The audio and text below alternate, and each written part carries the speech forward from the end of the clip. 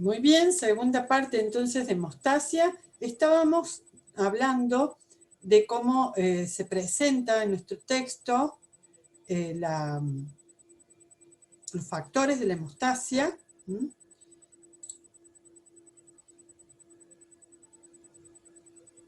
Vamos a compartir entonces.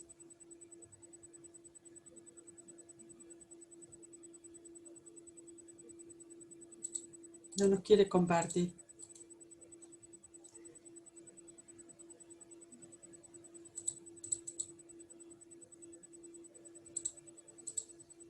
Ahí está. Bueno, ahora sí. Entonces, ahora sí, vamos a compartir. Continuamos entonces con los factores de hemostasia. Decíamos que cuando el tercer factor, que es el sanguíneo, desata una cadena de reacciones, que es la cascada de coagulación, esto también retroalimenta positivamente para que más plaquetas se activen y sean adheridas en el trombo blanco, asegurando entonces el taponamiento del vaso traumatizado. Si ustedes observan, también desde la cascada de coagulación que pone viscosa la sangre, estamos hablando a nivel local, dentro de ese vaso que tiene el trauma o la lesión, finaliza como formando una sustancia que tiene un precursor que es la protrombina, que circula siempre en el plasma, es una proteína sérica, por lo tanto la sospecha principal es que ha sido producida por el hígado, lo cual se los confirmo. El hígado genera protrombina que circula constantemente en la sangre y la cascada de la coagulación, esta serie de reacciones transforman a la protrombina en trombina. Finalmente, esta trombina formada, ahora volvemos desde arriba para continuar con este cuadro, la formación de la trombina implica la formación de una enzima, en realidad, y esta actividad enzimática de la trombina toma al fibrinógeno, que son proteínas cuya estructura secundaria son fibrilares, o sea que son alargaditas, como cadenitas alargadas de alfa hélice, llamadas fibrinógeno, que, o casualidad, también circulan por el plasma siempre, lo hemos dicho que es un componente del plasma, generado también por el hígado. No había antes trombina, había protrombina. Con la cascada de coagulación aparece la trombina. Al aparecer la trombina, esta convierte a todo el fibrinógeno con el que tome contacto en fibrina. Y entonces, los pequeños fragmentos proteicos alargados del fibrinógeno se colocan uno al lado del otro y se enganchan haciendo una fibra mucho más gruesa. Por supuesto que es infinitamente pequeña y microscópica, pero más pequeño era el fibrinógeno suelto, libre. Y ahora se forman cadenitas de fibrinógenos que ahora se llaman fibrina. El polímero del fibrinógeno es la fibrina. Y la fibrina ya es algo más parecido a una fibra como nosotros conocemos la fibra de la materia extracelular o de la matriz extracelular. Esto en un vaso pequeño implica armar una red de fibrina, porque el fibrinógeno era una proteína circulante del plasma, pero la fibrina ya es insoluble, es una fibra, y se arma mucha fibrina en distintas direcciones. Al convertirse el fibrinógeno en fibrina, entonces aparece el aumento de viscosidad de esta sangre, que era líquida, y ahora con la fibrina es una cosa más viscosa. Y entonces aparece el coágulo temprano, o sea, el primer coágulo. Silverton no diferencia en este gráfico el coágulo temprano del tardío. Nosotros lo tenemos que hacer. Primero entonces, el tapón plaquetario o trombo blanco más la fibrina hacen viscosa la sangre y permite que en la trama o red de fibras de fibrina ahora se encastren los glóbulos rojos que venían en circulación, más los blancos, y esto conforma el coágulo definitivo, o sea, el coágulo temprano que luego, cuando terminan todos los procesos de la cascada de coagulación y se hace como más duro, se transforma en coágulo definitivo. Vamos a dar más detalles de esto. Entonces, el coágulo temprano, que era flojito, con fibrina, empieza a complicarse con el atrapado de las células rojas, sobre todo, más los blancos, más los leucocitos que también liberan citoquinas, que se llaman más leucocitos, que los leucocitos comienzan a moverse, otros a tratar de restaurar el tejido, etc. Y se hace algo mucho más compacto, que luego se retrae, se contrae, ya vamos a ver cómo, y termina siendo un coágulo tardío, o definitivo. Bien. Este coágulo, por eso yo esto no lo trae Silverton, pero se los he colocado acá, la fibrina establece en definitiva el coágulo. Y luego, este coágulo madura, por decirlo así, a un coágulo sanguíneo definitivo, más duro, estable y que se contrae.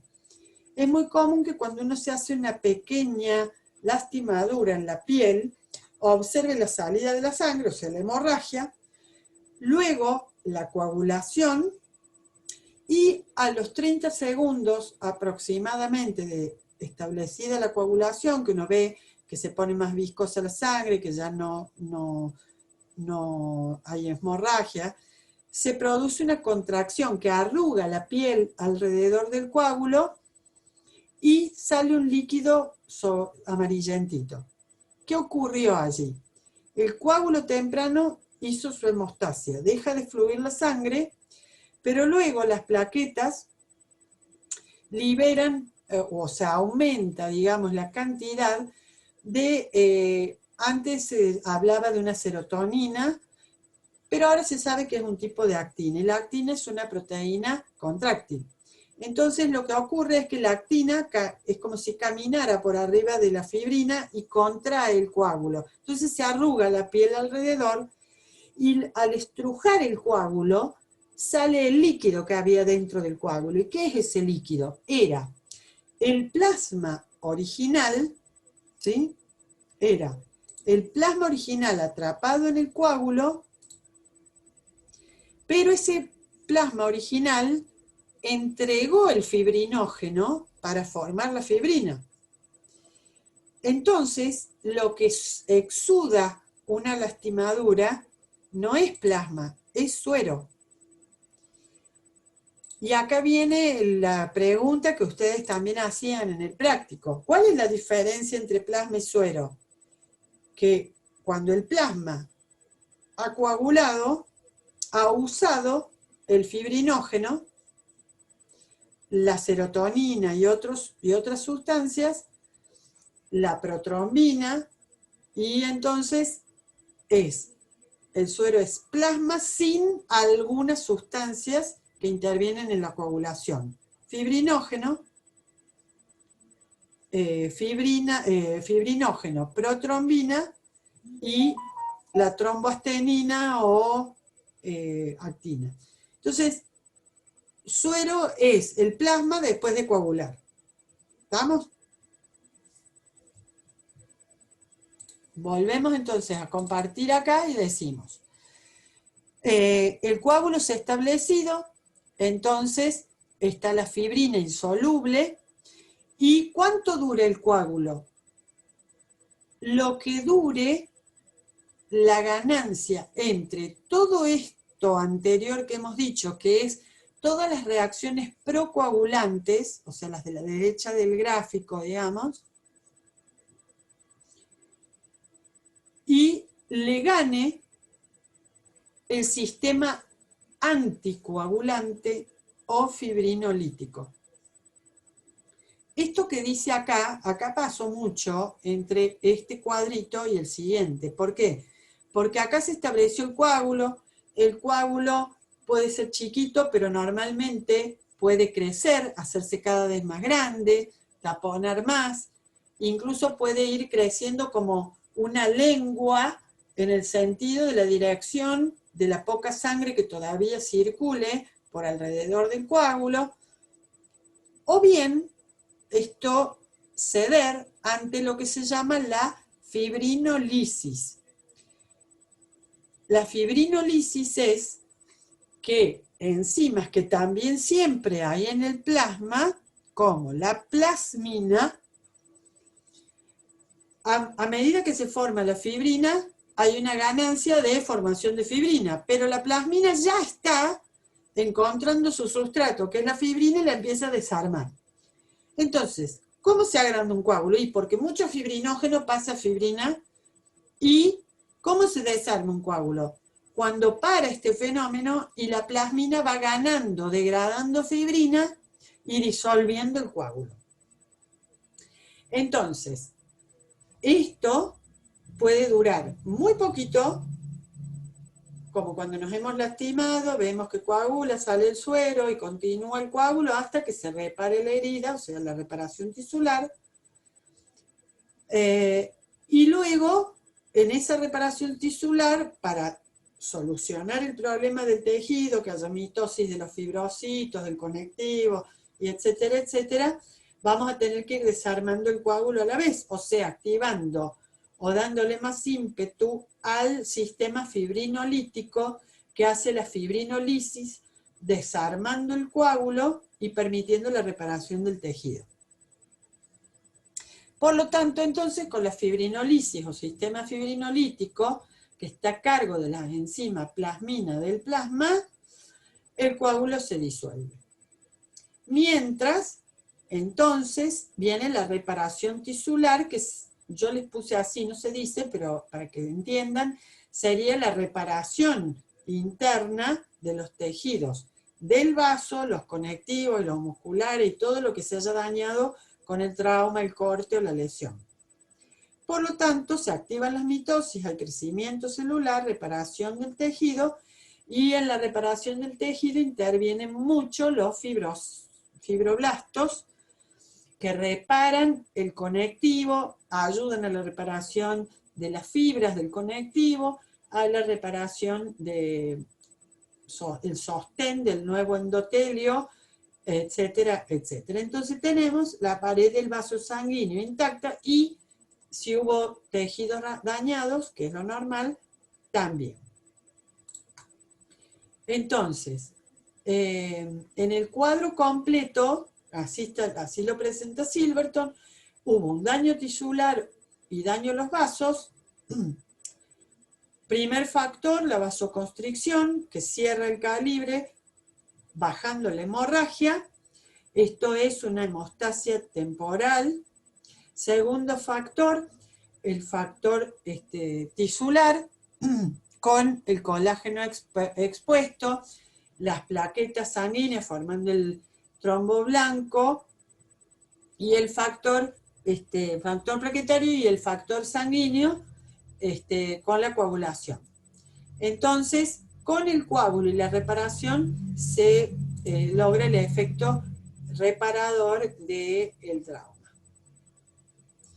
Bien. Volviendo al factor plaquetario, o sea, al segundo, Silverton lo explica en unos 4 pasos fundamentales, lo cual está bueno para resumir. A mí no me gusta mucho este gráfico, pero sirve. Y es cómo actúa el tapón plaquetario o el trombo blanco.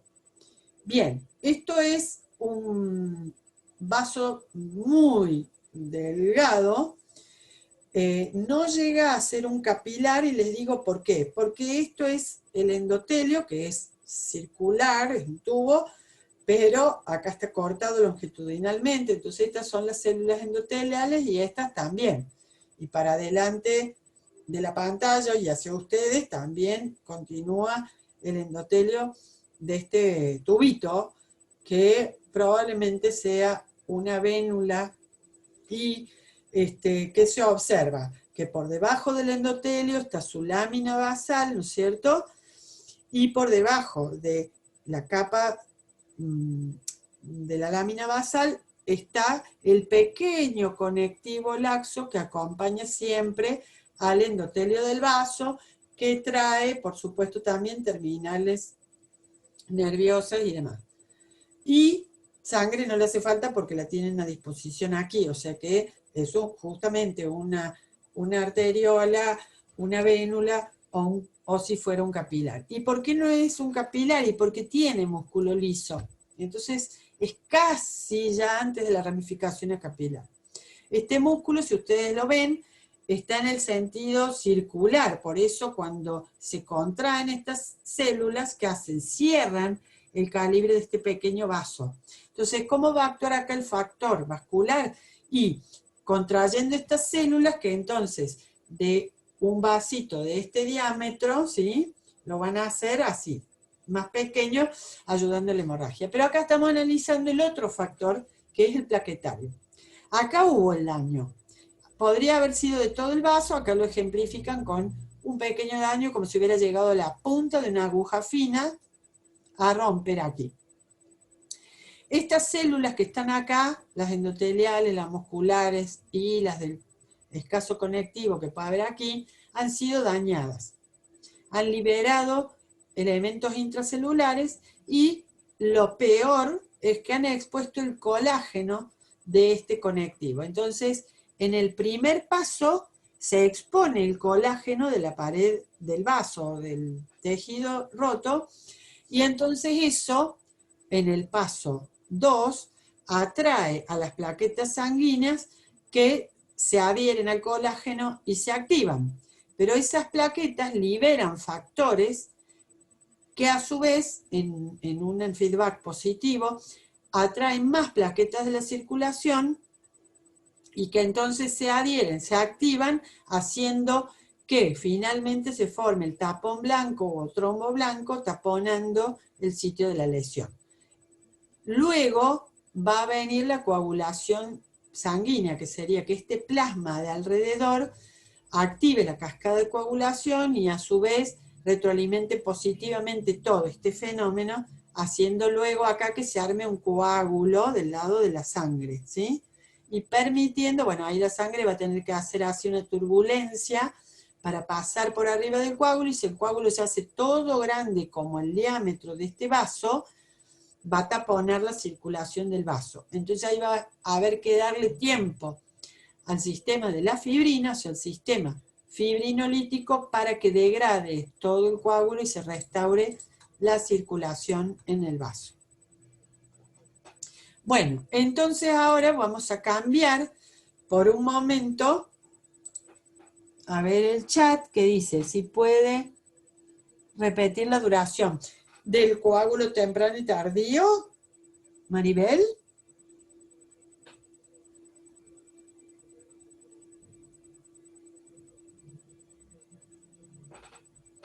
Sí, bueno, primero, al romper un tejido, la coagulación va a tardar más proporcionalmente cuanto mayor sea el daño. Es decir, si yo tengo apenas una pinchadura con la punta de un, supongamos, cuchillo de cocina, o si realmente me hice un corte importante, bueno, la duración de la hemorragia hasta la hemostasia va más o menos proporcionalmente a la cantidad de vasos dañados, de la hendidura del trauma o del golpe, porque también un golpe revienta vasos internamente en el tejido. Aunque no haya hemorragia externa, la hay interna.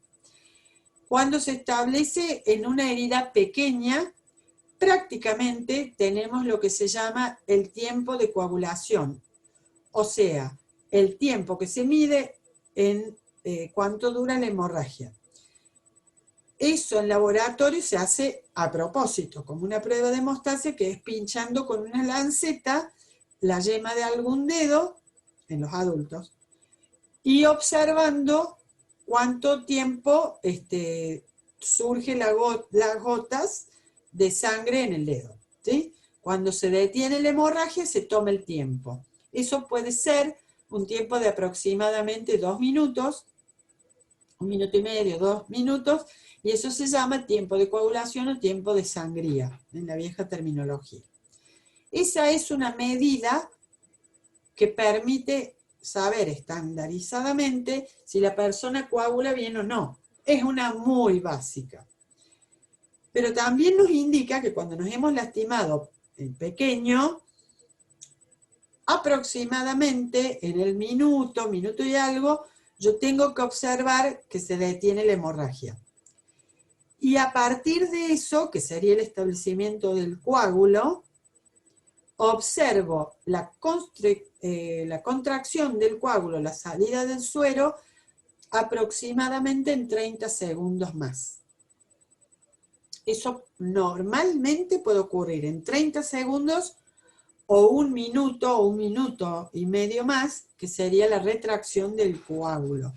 Pero lo normal es que en una persona que está bien de plaquetas y de factores de coagulación del plasma, en medio minuto a 1 minuto más hace la retracción del coágulo y se observa la salida del suero.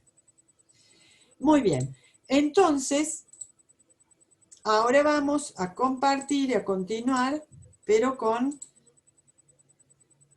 esta presentación, que también se la vamos a compartir en el aula virtual, que nos habla, nos da una, bueno, de nuevo la definición de hemostasia, es el mecanismo o conjunto de mecanismo o proceso por el cual se mantiene la sangre en el interior de los vasos sanguíneos mediante diferentes mecanismos y que actúan en la reparación también de los daños o rupturas sin comprometer la fluidez de la sangre, o sea, un proceso fisiológico, dejando de lado las coagulaciones intravasculares, coagulaciones excesivas que son patológicas, y frenando así los procesos hemorrágicos, o sea, hemostasia normal.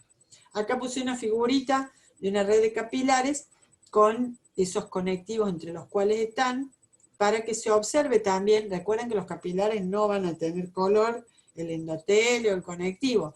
El color rojo se lo están dando la cantidad de eritrocitos que están circulando en su interior, que recuerden era aproximadamente la mitad del contenido de la sangre, el otro era el plasma.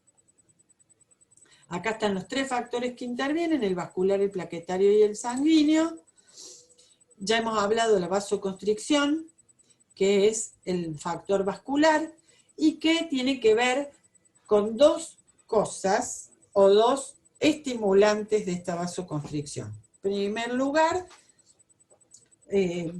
los componentes intracelulares que ahora han sido liberados y están en el líquido intersticial, y también las terminales nerviosas, las dañadas porque son células dañadas, pero las otras terminales nerviosas que son peladitas y que son las del dolor, generan ahí un reflejo local del daño, del dolor que hace esa vasoconstricción. Y eso lo hacen a través de las catecolaminas, liberando adrenalina y noradrenalina.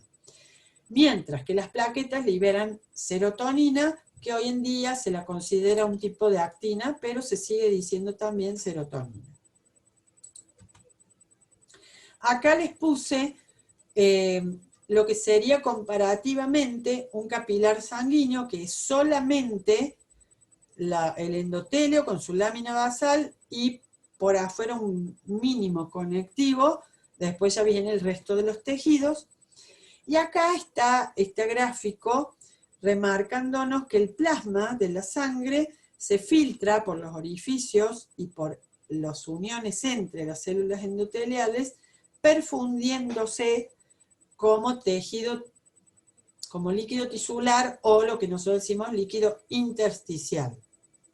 No hay acá más que un conectivo delgado y el resto de las células. Entonces esto no tiene movimiento, es simplemente se hincha y se deshincha con, digamos, la perfusión y la salida del líquido de acuerdo a cuando llega o se va, digamos, la sangre a presión desde la diástole y la sístole.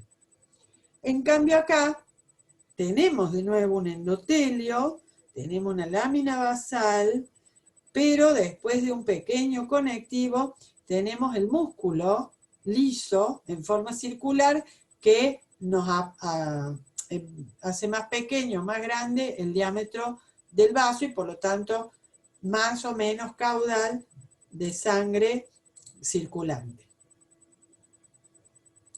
El PDF se lo subo hoy mismo.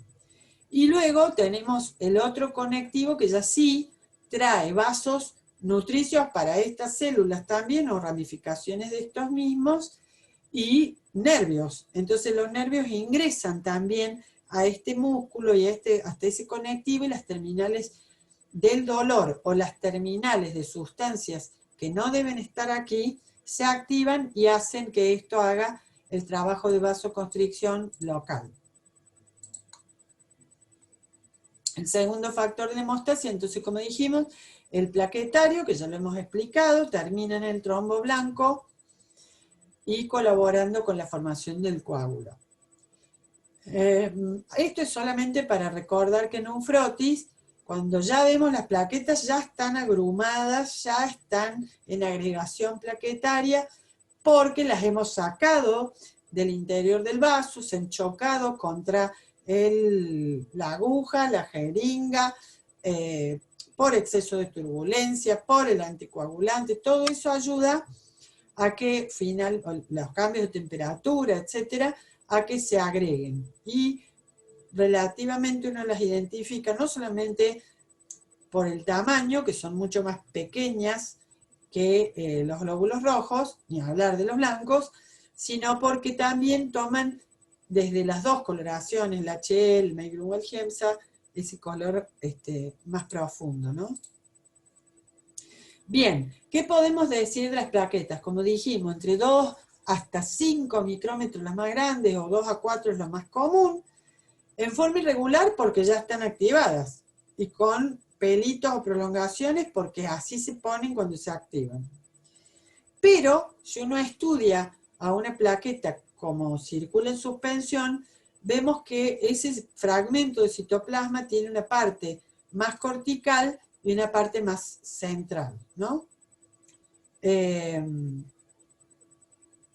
Esto es muy idealizado como esquema, pero sirve. En una plaqueta se observa esta membrana, ¿no es cierto? Obviamente, membrana plaquetaria, hay una zona, como quien dice, periférica, y luego están todos la serie de gránulos y contenido que se degranula, o sea, se exocita en el momento de la activación.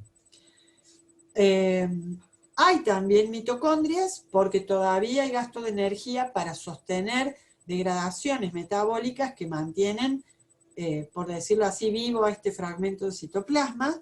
Algunos son invaginaciones de la membrana externa que hacen como tubos hacia el interior. Estos gránulos que se vuelcan después tienen justamente ADP, o sea, adenosina difosfato, mucho calcio, muchos ácidos grasos y fosfolípidos que tienen las plaquetas, que intervienen en la activación de otras plaquetas y de la cascada de coagulación, y lo que se llaman factores de coagulación. Hay serotonina que también provoca la retracción del coágulo, ¿no? Les voy a mostrar otra. Bueno, ahí se ve un grupito de plaquetas también en un frotis. Y acá les muestro de nuevo cómo se observan las plaquetas sin activar y cómo tiran prolongaciones, se ponen pegajosas, se estiran, se agregan entre ellas cuando se produce la activación, y acá ya han liberado estas sustancias. Acá hay otra fotografía con microscopios electrónicos en 3D, digamos, el SEM, que se llama, de plaquetas activadas, cómo cambian y se liberan los factores de coagulación. Las plaquetas sufren entonces como cambios. Primero, la adhesión, se ponen adhesivas, se agregan en grupos por esa adhesión, hacen la secreción de los contenidos de sus gránulos.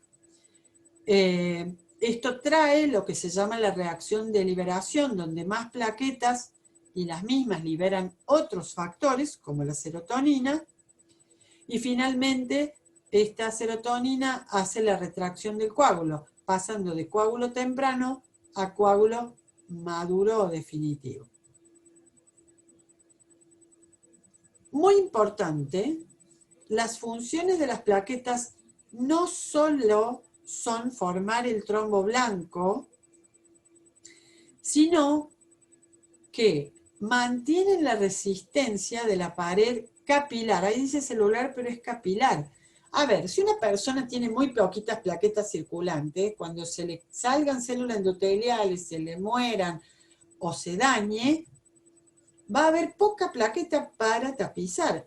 Eso hace que ese capilar o vaso se termine dañando o infectando, definitivamente, siendo colonizado por parásitos del tejido. Entonces, la cantidad de plaquetas circulantes que tiene una persona no solamente afecta a su capacidad de coagular y de tener hemorragias, sino a sostener la resistencia capilar y la resistencia de los pequeños vasos sanguíneos. También es intervenir en la cascada de la coagulación, liberando fosfolípidos, factores de coagulación y calcio, que el calcio es un factor de la coagulación sanguínea. Retraer el coágulo, haciendo que se convierta en definitivo y, bueno, podemos seguir siendo un activador de feedback positivo de la cascada de coagulación y de más formación de trombos plaquetarios, etcétera, etcétera. Así que ojo cuando ustedes hablen de plaquetas y de sus funciones. Bueno, este es otro gráfico mostrando básicamente lo mismo, cómo se forma en un sistema de alto flujo, en un vaso ya de mayor calibre, cómo es importante que tapicen con la agregación plaquetaria, con el trombo blanco, porque si no, es imposible detener acá el flujo sanguíneo que se llevaría a las células que están tratando de reparar el tejido. Así que primero taponamos y acá internamente reparamos, ¿no?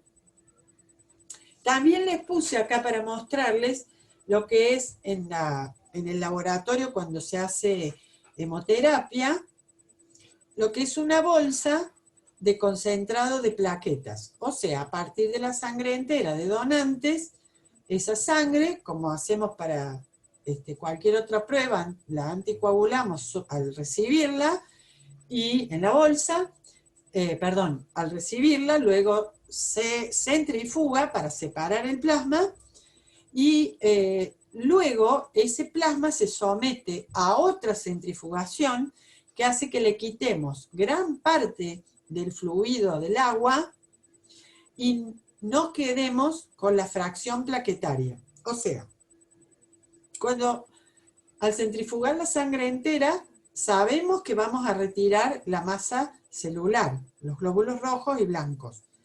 Pero manejando las revoluciones por minuto de la fuerza centrífuga, podemos también dejar que en el plasma sobrenadante queden en suspensión las plaquetas.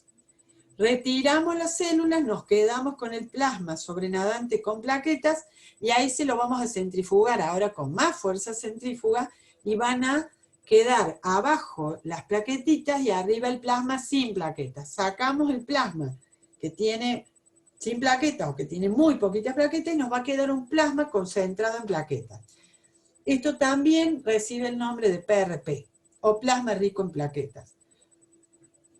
Nosotros, como pertenecientes a la carrera de laboratoristas, vamos a decirle plasma rico en plaquetas y nos vamos a referir a él como terapéutico, es decir, para proveer por transfusión a receptores que tengan plaquetas en muy poca cantidad por microlitro de sangre, o sea, que esté en trombocitopenia o que tenga de alguna manera dañada la médula y necesite más plaquetas o que tenga trastornos de coagulación, le vamos a poder transferir PRP.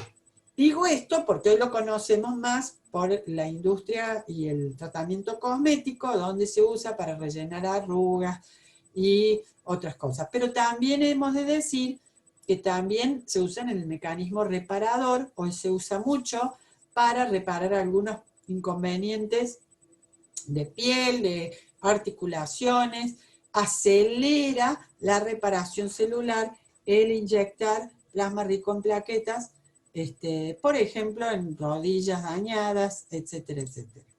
No lo quería dejar de decir, aunque no sea un tema que nos toque de lleno.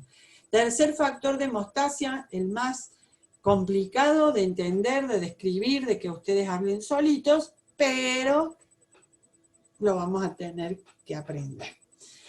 ¿Qué es el factor sanguíneo? Es la cascada de coagulación de la sangre.